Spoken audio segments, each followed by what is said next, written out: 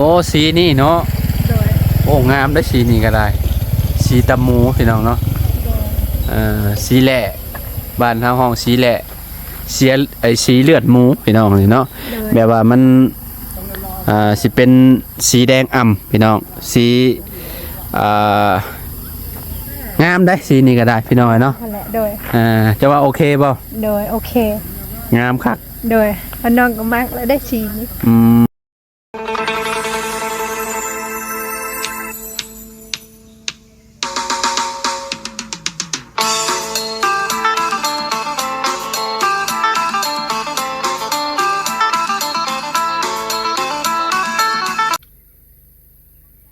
กราบสบายดี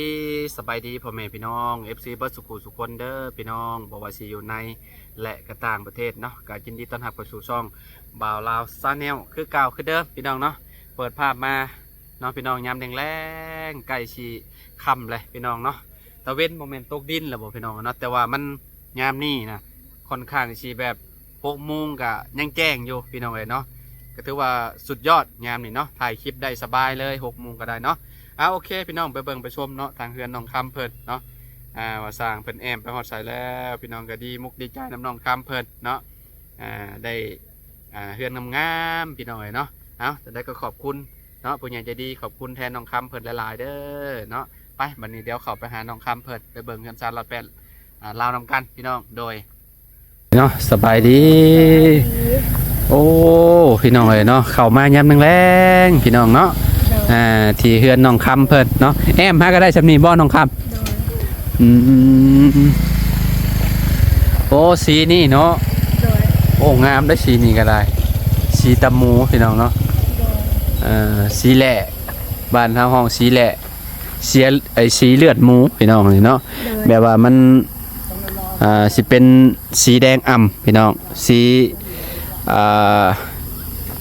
งามได้สีนี่ก็ได้พี่น้องเนาะโดยจะว่าโอเคบ่โดยโอเคงามคักโดยน้องก็มักแล้วได้สีนี้มันคือสีหลังคาเฮือนหลังนั่นเนาะแบบว่ามันสีเดียวกันเลยพี่น้องเนาะก็ถือว่าโอเคเนาะงามเนาะทางก็แอมได้อยู่วิทย์ปองเอี่ยมพี่น้องเนาะวิทย์บงกบขึ้นไปหน่อยนึงเนาะฝั่งนั่นก็คือยังขึ้นบ่หลายบันไดเพราะว่าเพิ่นมันค่ำก่อนเนาะมาก็นาชีคำเติบและคิดว่าเพิ่นมาส่งก็ได้พี่น้องเลยเนาะโดยพากันกินข้าวกินน้ำแล้วไปทีเรียบร้อยเนาะพี่น้องกินแล้วก็เข้าห้องนอนแล้วก็ได้ กินน้ำเพิ่นนี่แหละพี่น้องกินกับลุงเฮิมเนาะน้องคำอยู่ในคลิปพี่น้องเนาะขอบใจแม่ตู้เพิ่นละลายขอบใจน้องคำเพิ่นเนาะกินข้าวแรงนำกันพี่น้องมื้อนี้เนาะโดย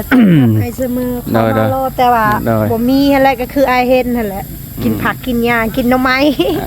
ลูกผักจำเจียวโอ้แบบนั้นแหละอาหารบ้านเฮาแซ่บแบบนั้นแห้งคักพี่น้องเนาะโดยแต่การพี่น้องยามนี้หน่อไม้บ่อึดบ่อยากดอกหน่อไม้ซ้ำสิกินพี่น้องเนาะโดยแซ่บเนาะน้องคำเนาะโดยพี่น้องเนาะบานประตูพี่น้องบานห้องเนาะห้องนอนเนาะโดยอันนั้นเด้ซ่ะต้นอะไรโดยอยู่เถอะบ้านปองเยี่ยมได้ตัวนี้ว่าอยู่ตลาดเนาะเขาก็สิไปหาเอาให้ประตู7 ปีอยู่พี่น้องเนาะเพราะว่าบ้านทางเข้าน่ะมันโมมีอยู่ในห้านเนาะสิไปเอาอยู่ห้านเดียวกันกับลุงเฮิมซื้อมานี่แหละพี่น้องเนาะสีนี้ก็ต้องเพราะว่ามันเป็นสีขาวก็ต้องเอาสีมาทาเพราะว่าเพิ่นคัดให้ข้างแน่เลยเด้เจ้าอยากได้สียังเจ้ากระทาเอาได้เบิดสีแบบนั้นและนี่สีแบบสีแบบตะออมได้สีทั้งสีตะโมเห็นไหมเอาสีเดียวกันเลยบ่โดยเอาสีนั้นแล้วมันจะเหมาะสมจังคือบ่เจ้าก็เอาสีขาวขาดวงมันขาดวงกบมันจะเข้ากันเด้ถ้าเอาสีนั่นเลยเนี่ยมันบกเขามันสีมืดไปเลยฮะนะโดยสบายดีได้ล่ะน้องน้อยพี่น้อยเนาะสีนี่มันต้องเอาแตกต่างกันก็ได้คะแนนมาเอาสีเดียวกันมันสีอ่ำเข้ากันเลยต้องเลือกเบิ้งนะมันจะมีสีแดงเข้มแล้วก็สีเลือดหมูแบบนี้พี่น้องเนาะประตูนี่แม่นก็มีแต่ ซื้อมันมีอยู่ดอกในห้างนะบ่เอิดดอกสีน่ะพี่น้องเอ้ยเนาะอันนี้สีหยังซะ บางลูกสีกระมุกอันนี้ อ๋อสีแดงเข้ม สีแดงเข้มบ่ แม่นแดงเข้มนี่พี่น้องเอ้ยเนาะอ๋อแดงมิดมะขามงามเด้อสีนี่ โดย พี่น้องเอ้ยเนาะโอเคสีงามเลยที่น้องเอ้ยเนาะงามเข้ากันแหละเนาะกับเพื่อนน้องคำเพื่อนพี่น้องเอ้ยเนาะโอ้คักเด็กการอยู่เนาะเมื่อนี่สร้างเพิ่นมุ่งแล้วเมื่อนี่เนาะ โดย ขึ้นไปเบิ่งอยู่เทิงดูกับบาทเนาะเป็นอะไรบานนี้เพิ่นนั่นน่ะเลย คนใดนี่ก็จะเฮ็ดแนวนี้เลย ฮะ เขาเฮ็ดแนวนี้เลย บันไดนี่ได้ โดย บ่เอาแบบนี้เลยบ่ ข้างนั้นเขาเฮ็ดแนวนี้บ่ ม มันใส่แบบนั้น จักลืมเบิ่งเลยน่าสิท่าบ่เลยนั่นได้ เขาก็อยู่รูปเนาะ เคยเห็นอยู่แต่ว่านั่นอะไรค่ะ โอ้แอมผัดเน่นกว่าเก่าแล้วบัดนี้เนาะรู้สึกว่าแบบบ่ค่อยติงบ่ได้บัดนี้ โดย อ้าวก็แน่นหนากว่าเก่าแล้วบาดนี้พี่น้องเนาะบ่คิดย่านและตี้บาดนี้ โดย เวลาข่อยย่างคือบ่เห็นหยุดเห็นหยิดปานใด โดย อืม กระโปกติ ปกติแล้ว โดย เพิ่นแอมพาตัวนี้แล้วเห็นคักแล้วบัดนี้คำไป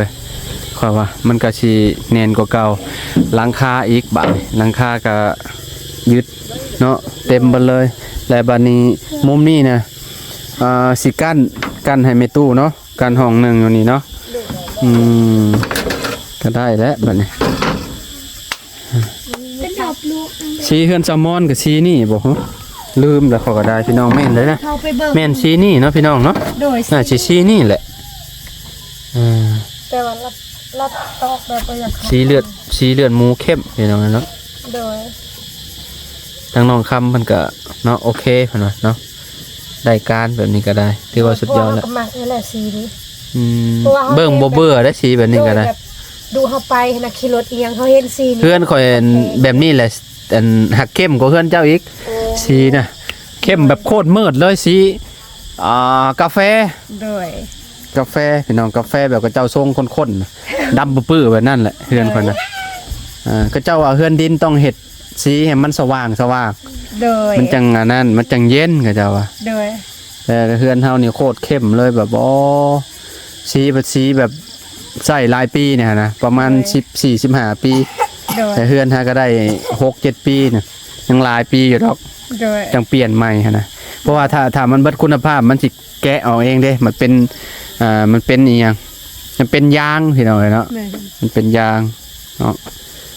ก็ยาและเนาะเฮ็ดได้ถ้าคันว่าเฮาสิทาใหม่เฮาก็ต้องเสียเงินอีก กันนี่ อันนี้ไม่พาชลาแบบว่าเพิ่นก็เฮ็ดมาสำเร็จรูปอยู่แล้วเนาะ โดย ก็เนาะงามพี่น้องเนาะเพิ่นได้แบบเพิ่นเลยเด้ ในตัวนี้แหละเราตอกมันแตก เปลี่ยนไหมอย่างเงี้ย เนาะ เนี่ย ได้ ยันมันขี้ลายเด้ ไล่หั่นแหละใครนั่งอยู่ทางนี้นะเขาว่าอยู่ทางนี้ เปลี่ยนไหมให้เล่าอันนั้นเปลี่ยนให้ไหมครับมุมนี้พี่น้องเนาะนี่ด้านหลังนี่เนาะมานี่เจ้าว่าจากแล้วผมจักกันดิ โอ้สิแล้วแล้ว เพราะว่ายังเรือบ่ได้หลายปานใดยังเหลือแต่ด้านนี้แล้วก็ด้านหน้าแล้วก็ฝั่งนี้แล้วก็ฝั่งนี้พี่น้องมันเพราะว่ามันเป็นวงกบเด้มันก็สิใส่บ่หลายพี่น้องตัดแล้วก็เอาซนกันเนาะซนฝั่งนั้นก็ซนแล้วก็มุมนี้ก็เอาขึ้นปิดไปเลยเห็นนะเบิ่งไปถามน้องนางอีกก่อนบาดนี้เป็นอะไรขึ้นไข้กว่าเก่าว่าบาดสบายดีเด้อสบายดีดูดี สบายดี เป็นอะไรน้องนาง อันใด แน่นกว่าเก่าว่าบาดนี้ แม่น เนาะ บ่ได้ตีงเด้อ ผู้ซึกว่าบ่ตีงบ่นี่เนาะ แม่น อหลีความรู้สึกอ้ายก็คือกันย่างนี่เด้อนี่เด้อหา มันก็ ใครได้ขอเนาะ แม่นตีงหน่อยเดียว หน่อยเดียวเพื่อนประตู7 ปีก็สั่นอยู่แต่ว่าก็สั่นบ่แฮง จะ เพราะ ทำลายเฮ็ดว่ากัน ฮะยังย่านอยู่บ่โอ้ยเนาะคอยคิดว่ายามพ้นนี่ขอยย่านเจ้าบ่อยู่เฮือนอยู่เขาว่า ยันลงตารางอยู่เขาว่า นอนอยู่ตารางเพิ่น นอนอยู่ตารางแล้วย่านเลยติ ดินได้นอนได้คิดคัก เพื่อนดินก็โอ้ยก็เป็นตะย่านคือกันเนี่ยดินก็ได้ เนาะ ย่านหลังคา อย่าหลังคามันลุบ่รวย หลังคามันก็เปิดคือกันมันก็สิสมมุติว่าลมมามันก็เอาไปเบิดคือกันมันเปิดหลังคาไปโลดมันบ่ได้ติได้ว่าเฮือนดินบ่ดินน่ะ ย่างไปซังเด้ฝนตกแล้วพูดไปอยู่ลูกพุ่นแหละ โอ้ยแต่เป็นข่อยนี่บ่ย่านจังซี่ข่อยนอนอยู่เฮือนกองก้นเฉยล่ะครับเจ้า ถ้าเพิ่นเห็นแล้วแล้วยันว่ามันแน่นเลยหั่นน่ะ แน่สิเป็นหยังเด้อ โอ้เทียบกันเบิ่ง อืมยังแน่นเลยอันนี้คิดย่านไปก่อนเลยทันทีใดโอ้ ก็ดีใจและได้ซ้ํนี้โอ้ โอ้ คักเลยฮะ เจ้าหาเงินจักปีจะสิได้เฮือนหลังน่ะ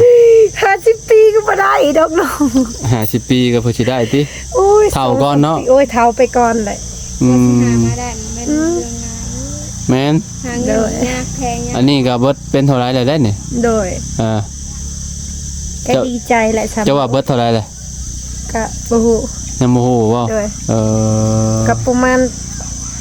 หลาย 6-7เนี่ยแหละประมาณนี้แหละ หลายแล้ว หลายแล้วบ่ แม่นน่าสิหลายแล้วแหละ แต่เดาไปเด้อขอโทษเด้อ FC แต่ว่าเดาไป เอ ซื่ อ อ เดาไว้ข่อยก็บ่ฮู้คือกัน พี่น้องเนาะกันน่าสิหลายแหละพี่น้องเนาะ ๆเลยเดาไปซื่อ อ่า ๆแล้ว เพื่อนพ่อตู้7 ปีน่ะ ประมาณ เบิ้งซื้อไม้เบิด23ล้าน9แสนซื้อไม้พาชละ13ล้านกับ330,000 กีบแล้วก็ค่าสร้าง เงินเราเลย 21ล้านปอโทเบิดหลายเลยบ่ได้รวมมันยิกมันย่อยได้ฮะเราแล้วแหละ มุงหลังคาแล้วยังเหลือแผ่นเดียวที่ว่ายังบ่แล้ว โอ้ตัวนี้ออมแล้ว ย่างแอมก็ยังบ่ได้แอมเพื่อนเจ้าและสิแล้วก่อนเพราะว่าช่างเพิ่นไปซักเข่าวก่อน โอ้ คะแนนเราบ่ไปซักเข่าวโอ้ย โดย แอมประมาณ4มื้อ5มื้อก็แล้วแหละประมาณนี้แหละ โดย ก็คือแบบเพิ่น3คนเด้มันก็สิไว้แน่พี่น้องเนาะแม่นเฮ็ด3คน คนเดียวเรายังแต่ ยังไวเนาะเนาะ ข่อยกับเจ้านางได้มาซอยลำยานี่นะนี่แบกนี่ข่อยก็ซอย บอก ยันหา โดยบ่มีไผจับเด้นางก็อยู่ลุ่ม2คนข่อยกับหลานน่ะ2คนอยู่เทิง แบบไม่พาชละซอยลาวบ่อ๋อ โดย จับซอยลาวเนาะ โดยเป็นยังก็เขาจะเว้าคือ เป็นผู้ช่วย เป็นผู้ช่วย อ่า ช่วยกัน เราบ่มีคนซอยลาวเด้ โดย พี่น้องเนาะ ย้อนได้ผู้นึงอยู่ อ่า เลิกมันก็บ่ได้เนาะ บ่ โดย แม่ อืมอ้อนได้ไหมพาชละนี่เฮา โดย คะแนนมา ตอกหน่อยหนึงแก๊บ เฮาเฮ็ดเนียบเฮาจับบอดี้นี่มันหักปล่อยโดยแหละ โดย มันบ่ได้แม่นไม้เด้บ่ได้แม่นไม้แบบเป็นไม้คือแบบนี้เนาะเพราะว่าเขาเอาปูนได้เฮ็ดเป็นปูนได้ โดย ในภาชนะนี่ปูนที่ว่ากระเจ้าเฮ็ดจักปูนหยังไงเฮาก็บ่จักดอกพี่น้องเนาะมันเป็นปูน โดยเตมันอ้ายก็จะจูดนะมันเป็นแบบย่างเลย เป็นปูนเป็นรัวเป็นยางนี่แหละก็บ่แน่ใจ ก็ได้เราตอมองมัน กระเจ้าเอาหยังเฮ็ดพี่น้อง บู น่าสิปูนแหละแล้วก็โอบด้วยเจี้ย โด เนาะ ย น่าจะมี พี่น้องเลยเนาะแต่ว่าถึกน้ำบ่เป็นหยังอันนี้นะ โดย ถึกน้ำเลยมันก็เพราะว่ามันกันน้ำกันฝน โดย มันบ่ได้อมน้ำอันนี้นะ โดย พี่น้องเลยเนาะ พี่น้องเลยเนาะจนค่ำจนมืดเลยพี่น้องเลยเนาะใครเนี่ยแต่อยู่ใกล้ๆนี่เนาะเข้ามาประมาณ2 กิโลก็ฮอดบ้านห้วยยืงพี่น้อง โดยจัง อยู่บอนเวียงไซเนาะ จังหน่อยก็กระไดภัยและนี่ ฮะ เดือนยังก็ เดือน11 เดือน11นี่เด้ อ๋อเดือน ขอภัย 11เดือน11ไฟจะเข้าบ้านบ่ โดย โอ้ก็คัก ดีใจแล้ว ก็คักแล้วก็น้องความฝันน้องอหยังน้องวง โดย เพิ่นว่าเพิ่นอยากเฮ็ดห้านขายเฟอพี่น้องเลยเนาะ โดย สมมุติว่าเรามีเงินมีหยังเราก็สิเปิดอยู่ห้านแล้วเราก็ปลูกเครื่องแล้วก็พอดีแหละเนาะ โดย มันมีไฟฟ้าเนาะเฮาก็ โดย สามารถซื้อเครื่องแช่ได้พี่น้องเป็นพวกตู้หยอกตู้เย็นเลยเนาะ โดย อันนี้มาเฮ็ดเพอแหละยามนี้นะคือแบบเสียเบิด เอ้ามันบ่มีอันแนวแช่เด้ โดย มันบูดมันเน่าเบิดก็เสียแหละ โดย ลุบทึนไปแหละเนาะ แม่น พี่น้องเอ้ยเนาะ แม่น เดี๋ยวเบิ่งเดือนหยังตอนนี้6เนาะ เดือนหก เดือน6เดือน7เดือน8เดือน9 10 11โอ้บ่โดนเด้อนี่ใกล้แล้ว บ้านหัวยึงก็สิมีไฟฟ้าใช้แล้วพี่น้องเนาะตอนนี้ใช้แผงโซลาร์เซลล์ไปก่อนเนาะมันแนมไปกับธรรมชาติรีร้อนนี่เนาะคักลีมืดเลยคือแบบตอนนี้นะมันยังมืดบ่แห้งพี่น้องเนาะมันก็เลยแบบยังเห็นอยู่ว่าเด้ยังเห็นแบบก้อนหมอกก้อนเมฆพี่น้องนะพวกแนมเห็นอยู่เนาะ6 โมงหน่อยๆเนาะตอนนี้เนาะพี่น้องเนาะผู้ฟังนั่นก็จะดังไฟอยู่พี่น้องป้อต้องคนกุ้มๆก็เจ้าเฮ็ดก็เจ้าสิคั่วยังกินได้เนาะจูดละล่าเนาะขี้เหงื่อละล่าเนาะหัวไปแล้วค่อยลืมจุดขี้ยัวคือกันมื้อจังจูดก็ได้เนาะคำไปเลยตอนนี้เราก็เห็นแล้วพี่น้องเนาะว่าเฮือนน้องคำเป็นสีหยังพี่น้องเนาะสีที่เพิ่นเอามาก็ถึกใจถึกมกถึกใจน้องเพิ่นว่าเนาะจังกะสีก็ถือว่าสีงามเนาะโอเคเลยพี่น้องเนาะงามเบิดทุกอย่างเลยเนาะถือว่าโอเคแหละเดี๋ยวถ้าเบิ่งบัดเพิ่นแอมมื้ออื่นพี่น้องเนาะว่าสิเป็นจังไดมุงหรือว่าเราสิมุงก่อนบ่มื้ออื่นจังไดเนาะสิแม่นเราว่าต้องมุงก่อนแหละเขาว่ามันจังบ่ร้อนเด้เวลาเฮาแอมผ้ามันก็บ่ร้อนบางเทื่อเราก็มุงแล้วเราก็สิเฮ็ดหน่อยนึงผมมันยังก็มาลดละเมิดละมันน้ำมันรถไทยเบิดบ่อ๋อแต่ประมาณ4ลุงชื่อมาให้บ่โดยพี่น้องเนาะเพราะว่ามันบ่มีไฟก็ต้องใช้รถปั่นเนาะพี่น้องเนาะโดยคันว่าชุมเจ้าใช้ก็ต้องปั่นเบิดคืนนั่นแหละเนาะชอดแจ้งนั่นแหละเนาะโดยใส่น้ำมันเป็นตัวลิตรพุ่นแหละคิดว่าโดยใช่มั้ยว่าเฮาอยากใช้แบบเฮาฮ้อนๆนะใส่เครื่องไฟฟ้าว่าซั่นซะพี่น้องเนาะประมาณนี้พี่น้องเนาะเบิ่งเฮือนชาญลอนแปนน้องคำแล้วไปที่เรียบร้อยแล้วก็พากันกินข้าวกินน้ำอยู่ในเฮือนลาวพี่น้องเนาะเฮือนน้องคำเพิ่นในตู้แล้วก็หาปูหาปลามาเพราะมานั่นเลยแล้วเนาะบ่จักหอยบ่จักปลาแล้วได้เนาะมื้อนี้เนาะโอ้พี่น้องเอ้ยเนาะมื้ออย่าลืมเข้ามาเด้อมื้อคนดุคนขยันขนาดเลยมื้ออย่าลืมเข้ามาแบบได้มาเข้ามาพี่แหละอ้ายก็เขามากินข้าวที่ว่าเข้ามาขอบใจหลายๆขอบใจหลายๆเด้อโอเคพี่น้องเนาะตอนนี้ก็ขอตัวจบคลิปไปเด้อพี่น้องเด้อเนาะสงสัยอันพ้นสิมาเนาะบ่จักบ่มาลมวุ่นๆมั้ยเลยฮะบางทีมันมามันบ่บอกเด้นี่จะเบิ่งนี่น้องนางผู้เห็นบ่ดำขลืออยู่ฮะบ่ได้ตกท้องฟ้าแบบนี้บ่ได้ตกโอ้มันตกบ่เดินเนาะแสดงว่าเนาะเดี๋ยวมันมืดแห้งเลยพี่น้องเลยนะผู้มืดคืออยู่ได้พี่น้องเนาะแนมไปคิดว่าคิงคองโมเมนต์ได้เนาะมันมืดแบบนี้นะคือได้คันอยู่ในเมืองหวยมันก็แจงมาแล้วเนาะแม่นมันอยู่แถวแบบบ้านนอกนะอยู่บ้านนอกมันก็คักได้คักไปอีกแบบนึงพี่น้องเนาะธรรมชาติดี